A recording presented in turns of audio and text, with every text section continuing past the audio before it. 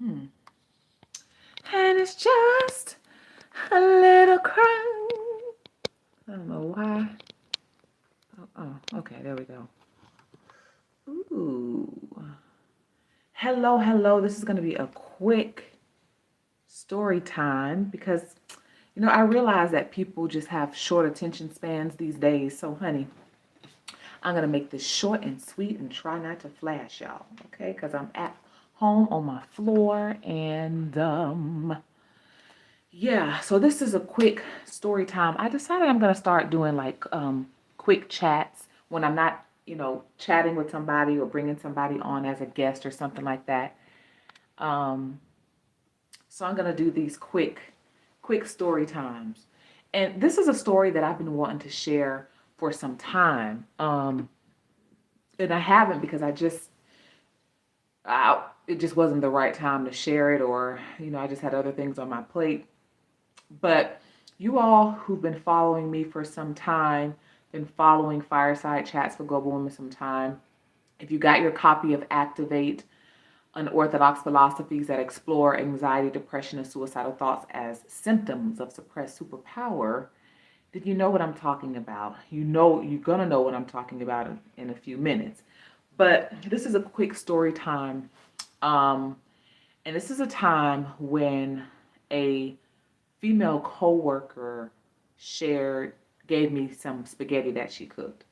And I'm sharing this story because last year, 2022, I put out a post that was something to the effect of, in order to come into your power, in order to come in order to activate your superpower, why you are here and what you are, that we needed to tell the truth about things that have been swept under the rug or considered too taboo or too unorthodox to talk about publicly. It was considered too hoodoo or too supernatural. Um, People just didn't believe in it. Whatever your ideas of believing in something is, people just didn't talk about it. And so I'm talking about it. And so I put that post out last year that said, in order to come into your power, you must accept that spell work is real, and how I was a victim of spell work abuse or spell work attacks. Okay. And so I think it's important for me. I know it's important for me to verbalize these stories more here on the channel with those of you who it's meant for. If you're subscribed here to Fireside Chats for Global Women, then you've come here for a reason. You've come here for the truth. You've come here for the hidden truth. I hope this glare on my glasses isn't making it weird, but you've come here for, I don't like the way that glare looks. You've come here for the truth. You've come here for hidden truths. And I'm a whistleblower on some things, on a lot of things, on many things. And I'm only a whistleblower on things that I can talk about because I've experienced them myself, because it happened in my own backyard. So I share this stuff for those of you who need to know that you're not alone in these experiences, that you're not tripping, that, what you're experiencing is very much real and it is valid. And it's important that you get around people who can get with you on your level, who can speak the language that you speak. And, you can't talk about this stuff with everybody because people haven't experienced it. They may have heard about it somewhere, maybe they've read about it somewhere, but people really don't know the nitty gritty of a thing until it happens to them. And then next thing you know, they're looking around for the answers, trying to find somebody to help them, right? So anyway, this is story time of the time that a female coworker gave me some spaghetti. I can laugh about it now, but when in the moment, it wasn't funny. When I realized later on, much later on, when I realized what had happened, I was devastated. I was disgusted. Um, I felt sick. My health had shifted drastically, and shifted drastically in a horrible way, and I'll explain all of that in just a little bit. But as you all know, I was a developmental disabilities consultant. I worked with providers who rendered residential services, home services, day school, school services to people, to the special needs population. So people who were diagnosed with, I hate the way this glare, oh, am I flashing y'all? Hold on, let me not do that. People who were diagnosed with mild to severe MR, um, schizophrenia, behavioral issues, those who were born with developmental disabilities, okay? Developmental disabilities. So people who may be from the age of 18 to 80 who had the motor skills of a toddler, or the motor skills of a toddler. So mild to severe MR. And so I would consult with my clients and I would do a lot of policy stuff. I didn't work hands-on with the population, with our special needs population. All of my work was all paperwork. Everything was policy and compliance. That's what I did. So if you all read the book, you know this story. So I'm going to jump right into it. So one of my clients had a staff member.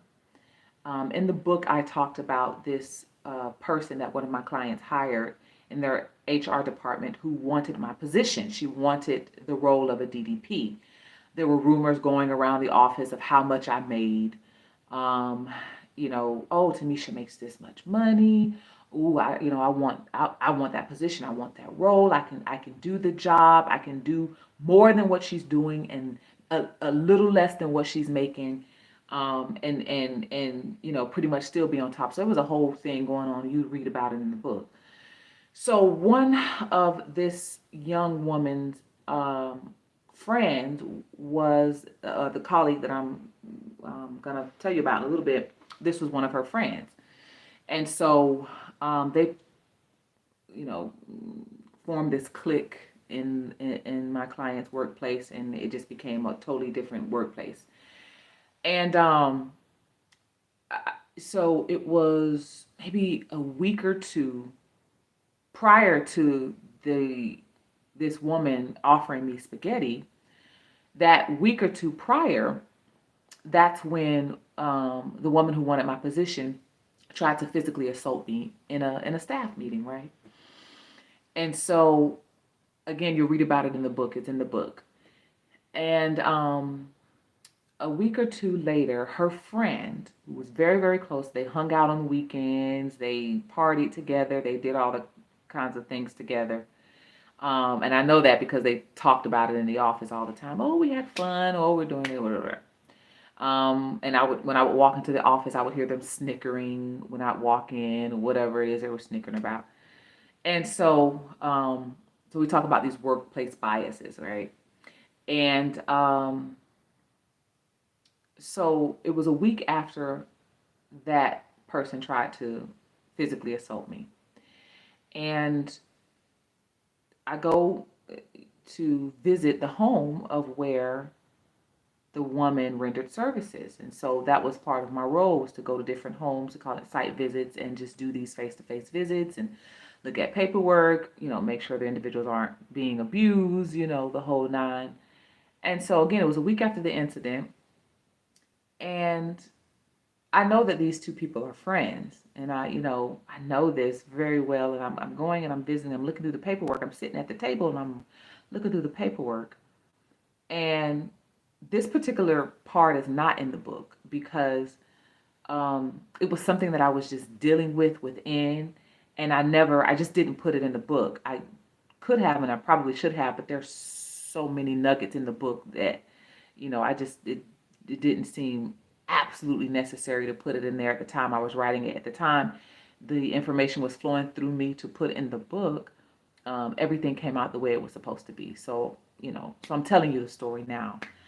But I'm sitting at the table and I'm looking through the paperwork and I'm doing some auditing stuff. And the woman comes and she says, "Here, Miss Burgess." It wasn't, "Hey, I cooked something. I thought you may want to have some," and da da da da. She says, "Here, Miss Burgess." And I was like, "Excuse me?" "Here." And she had a plate of spaghetti. And at that time, y'all, I was so naive. I was so in my mind, I was thinking, oh, she just wants to be nice and probably make amends for her friend, her buddy who had did what she did in the meeting a week prior, and maybe she was trying to, show herself friendly, kind of thing, right? Well, so she says here, and something inside of me struck like, kind of weird about it. But again, I'm thinking what I'm thinking. Oh, she's just trying to be friendly. And it's a plate of spaghetti. She puts the plate down on the table. Oh, as she's bringing it to me, by the way, she's stirring it. She's lifting the spaghetti and she's blowing it here, you know. Oh, when I think back on that now, I'm just like, oh, Timmésha, like, whoa. I wasn't in the place that I am in right now. I was not yet on this journey. I was not yet here. You don't know what you don't know. I wasn't tuned in and tapped into my intuition, but my intuition was still ringing loud in me, but I ignored it because the overly humble part of me, wanted to be accepting and this whole idea where people say, oh, see the good in people. I really took that shit to heart. I really was that person who sought to see the good in everybody, even though it would be right there in my face. Right there in my face, I would push it aside and ignore it and say, oh, that's not really what that is. No way they would do that or mean that. They didn't mean it. Okay. So she's stirring it like this here. And I said, oh, okay. Thank you. She said, yeah, I remember when I cooked before and you said it smelled good. This was like a year prior. You said it smelled good. So here, some spaghetti. So she gives me spaghetti. And so I'm finishing up some paperwork and I was like, okay, I'm going to eat it. At this time, I hadn't eaten lunch yet. I hadn't eaten. So, all of these things are kind of blinding the intuition. Number one, knowing something was kind of off about this. Something was fishy about it. Who feeds you spaghetti? Who's stirring it like that? And from somebody who I knew didn't even like me. Okay? For all the reasons she chose not to. Not because I had ever offended her. Not because I wasn't helpful or friendly or I couldn't be anything else other than who I was. Okay? That would have made that person feel more comfortable with me because their dislike of me had nothing to do with me, but their view of themselves.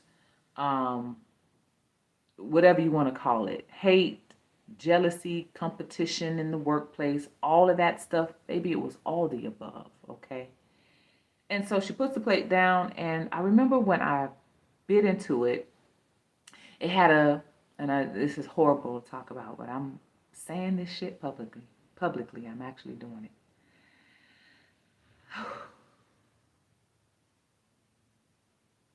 I remember when I bit into it, it had a distinct taste that most spaghetti sauces wouldn't. You know what? Oh, I hate to say this, but they say the truth shall set you free. So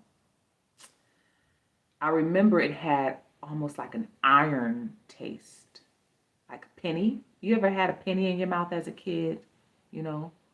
Like a penny, like a copper kind of taste, like iron, like what you would think iron rod or copper penny or something would taste like.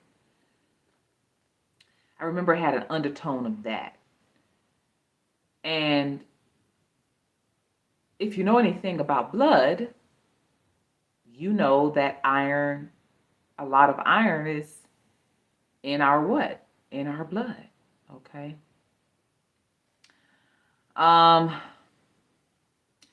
So I ate the spaghetti. I ate it all, completed it, finished it. And from that day on, things took a huge decline, a huge decline. When I say decline, meaning anything that could go wrong was already on that trajectory anyway, because just in my personal life, I was being um, in my personal life, I was dying and being reborn. And I mean that on a spiritual level, energetic level, mental level. And I had no idea this was happening. I had no idea. But I remember that day, and my mind and my spirit and my soul can always refer back to that day, because that day onward, I remember a shift in my health, irregularities in my health that I hadn't experienced before. I remember I was experiencing extreme dry mouth all of a sudden. And this wasn't the only, and this is what I know about those of us on the path of being chosen. When your role and mission is so important in life where people literally try to take you out, when your role and mission is so important in life where people literally try to conjure things to end you, to kill you, to delay you, to harm you, to hurt you, to inhibit you in any way, shape, or form, you know you've got one hell of a mission when the attacks are coming from all sides. Because this wasn't the only experience I had with people attempting to do spell work. And mainly, if you know about spell work, you know that typically it's done through food, if that can, or a manipulation of energy. Okay. And so this was just one of the things that I had to overcome and heal through. This was one of the attacks. There were other sources of people not having to do with what was going on in my job and my work, but in my own personal life, people who were, when I tell y'all, like, I know some of the stuff that I share and that I plan to share here on Fireside Chats for Global Women, people would think I'm full of shit. People would say, ain't no way all of that happened to her. Ain't no way all of that was going on. Ain't no way. Hey, let me tell you something. When you are called for life changing, world altering purposes and missions, all of hell, we'll just say it like that, will attempt to break loose in your life from all sides, from those you consider close to you, people you work with, even within your own family. Okay? Get the book. Read the book, study the book, and you'll get more. Okay? And if this is for you, then you'll know it's for you. All right? If this is resonating with you, then you already know what I'm talking about, and I won't need to explain. And so anyway, I remember my skin was breaking out, the dry mouth. I believe, was it at that time that I got a horrible case? The first time ever in my life, I experienced vertigo. And when I went to the doctor, I was told that I think 1 in 6 people experience this level of vertigo. 1 in 6. And it's the most extreme level of vertigo.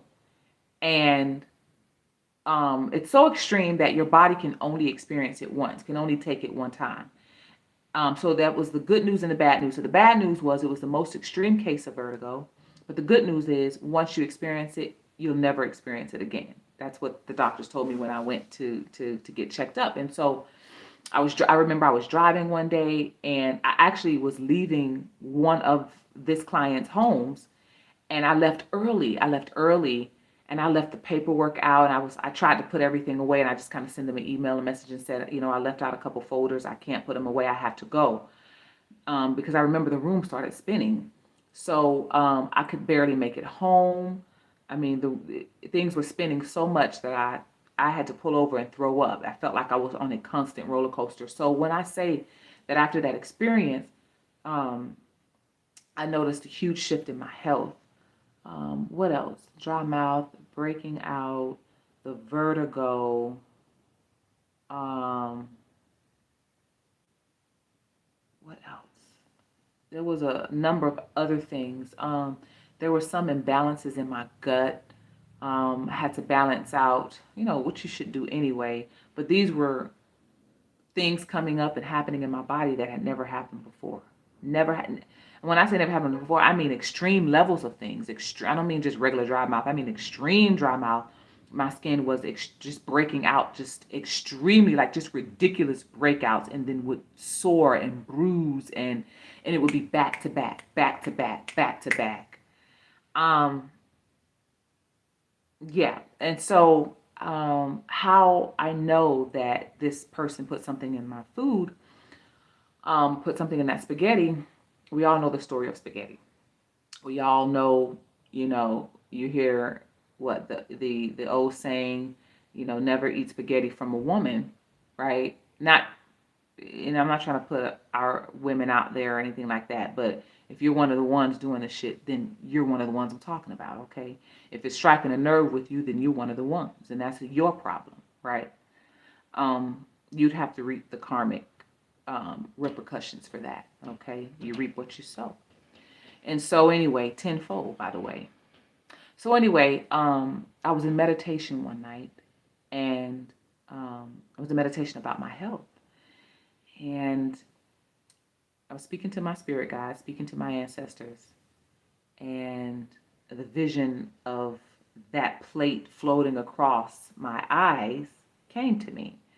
And it just kept being the vision of her going like this, blowing it. I'm seeing 222 on the timer right now. Going like this, blowing it, stirring it, giving it to me. And so the vision that I had was the plate floating across my sight, and a vision of her. She had already pre-prepared something, whatever it was. She'd already pre-prepared it and put it in there while she was in the kitchen. And when she was stirring it like this, she was mixing it in there. Yeah. And so in my meditations, I had this vision. This vision came to me of what she put inside the spaghetti. And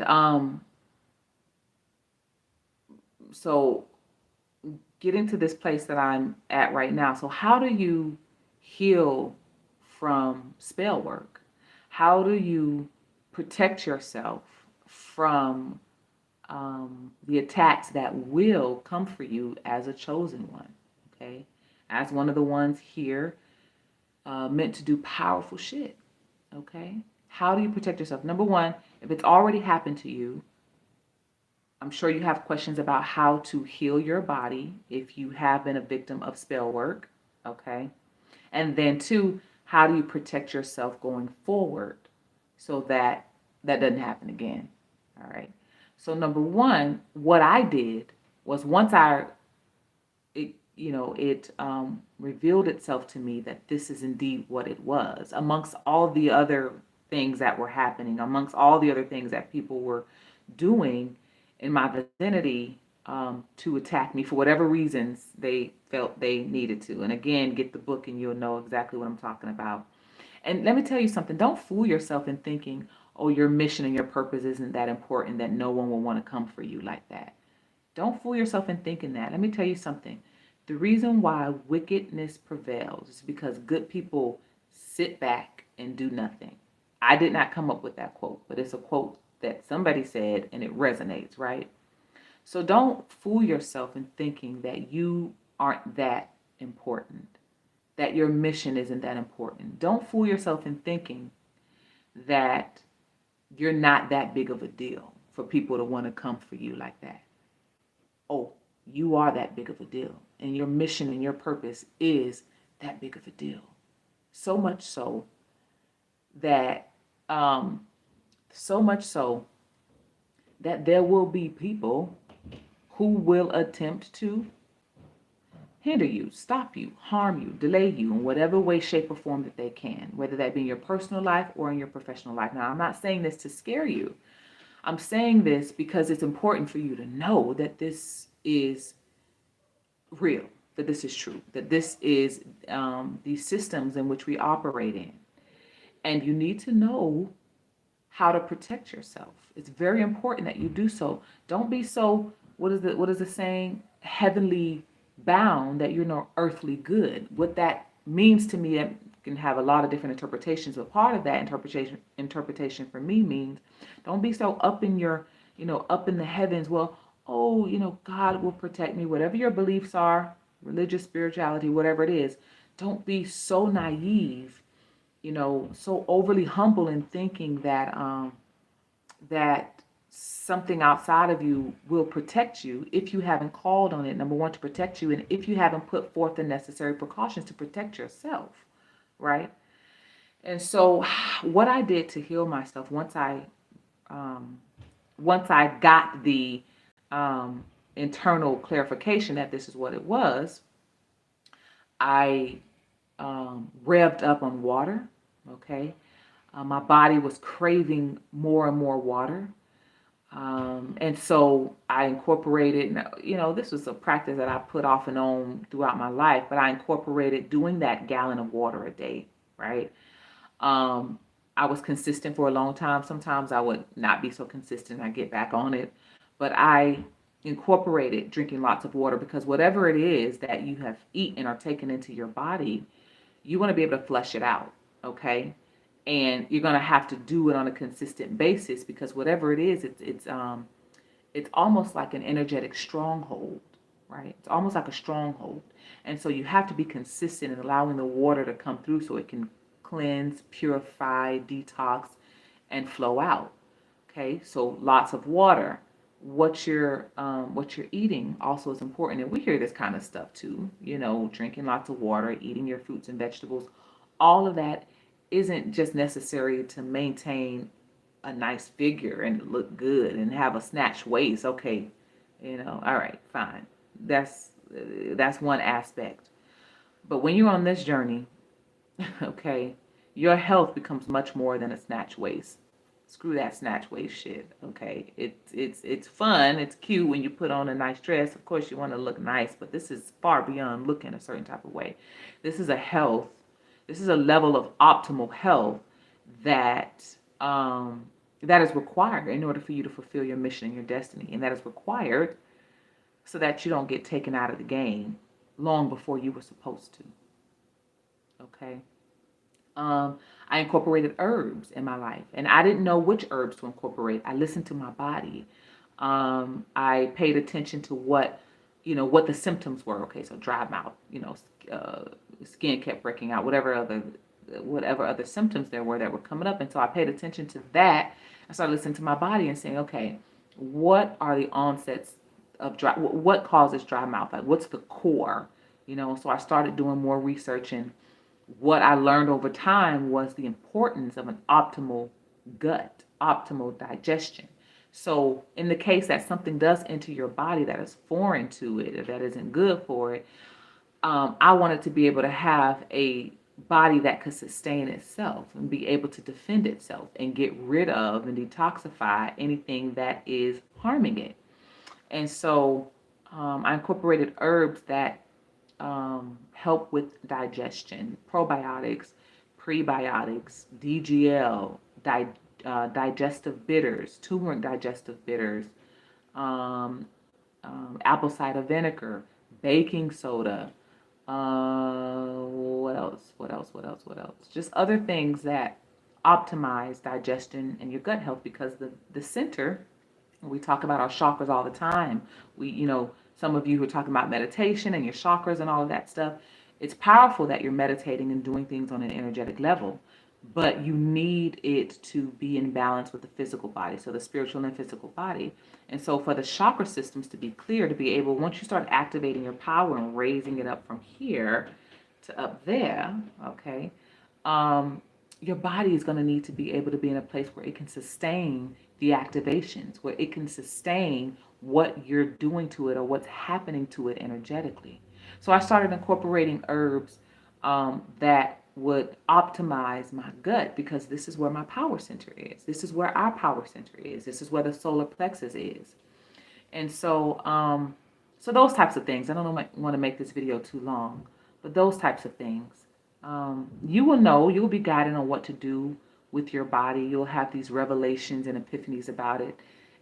Whether you're in meditation, you may be walking down the street and get an epiphany about it. You may be driving in your car and get an epiphany. In the shower, get an epiphany. You may overhear a conversation and get an epiphany about your own body and what to do to bring it to this optimal level so that your body can sustain all of the power that's going to be activated in it and through it.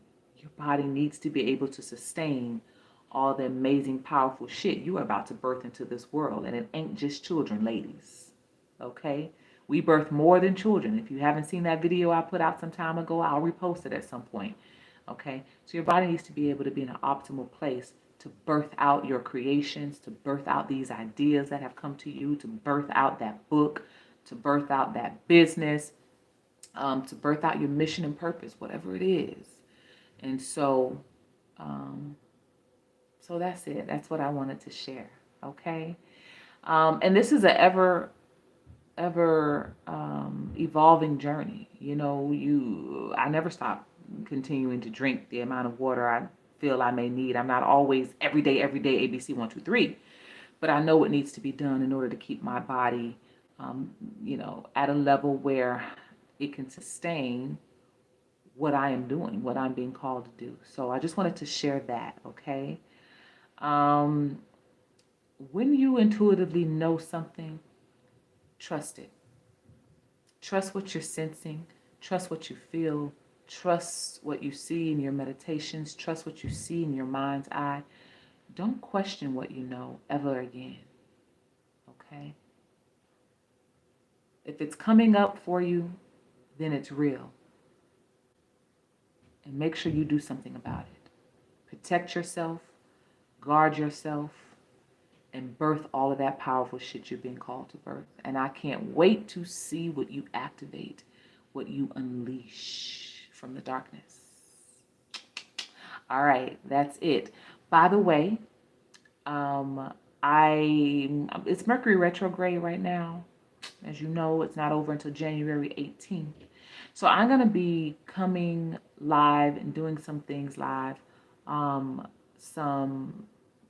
There's going to be some things coming to the forefront, and so we're really going to just blow this thing wide open. I know I've talked about a few things, but it's time to really just blow the doors wide open. Matter of fact, there ain't even gonna be no doors anymore. I'm just blowing the whole doors, just kicking it off. Pow! Just kicking off the doors, and gonna be really bringing some fiery topics here going forward. So you guys probably got a little taste of that. You ladies probably got a taste of that when I released What Else Can You Do With Your Sensual and Sexual Power Other Than Pour It Out on Tyrone? Yes. It's the power of celibacy and abstinence they never wanted you to know. If you haven't read that article, it is on my website, TimméshaBurgess.com. If you haven't gotten your copy of Activate, Unorthodox Philosophies that Explore Anxiety, Depression, and Suicidal Thoughts as Symptoms of Suppressed Superpower, that's on my website too, and it's on Amazon in paperback and ebook.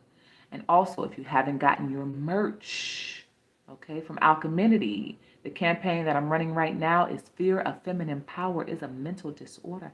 Baby, make sure you get your merch, okay? Get your crop top, get your hoodie, get your teacup, whatever it is that floats your boat. Go ahead and get that. Remember, this isn't about fashion. This isn't about having another thing in your home, okay? This is a mission statement. This is a purpose. This isn't about fashion. This is about philosophy. This is about activation. You can go get crop tops and shit from anywhere. So it ain't about that. This is about activating through philosophy, activating your own power, and people activating their power when they see you rocking this stuff, okay? So go ahead and get that. Be a part of the movement. Be a part of the campaign. Fear of Feminine Power is a Mental Disorder. The merchandise is on TimméshaBurgess.com. And if you're following me on Instagram, you can click my Linktree link. It's on my Instagram.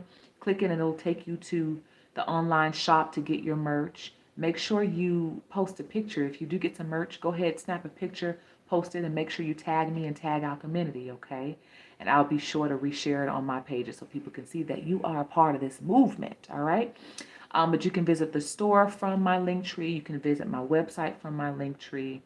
You can, Amazon is also on there. So if you want to get your copy of Activate, all that's on Linktree, all in one place. So it'll be easy for you to access everything, okay? So I just wanted to share this quick story time with y'all, and I'll see y'all next time. Fireside Chats for Global Women, because turning pain into power is sexy. And my phone's ringing. How's that? All right, bye. Damn phone interrupted my live. How dare it? Okay, bye.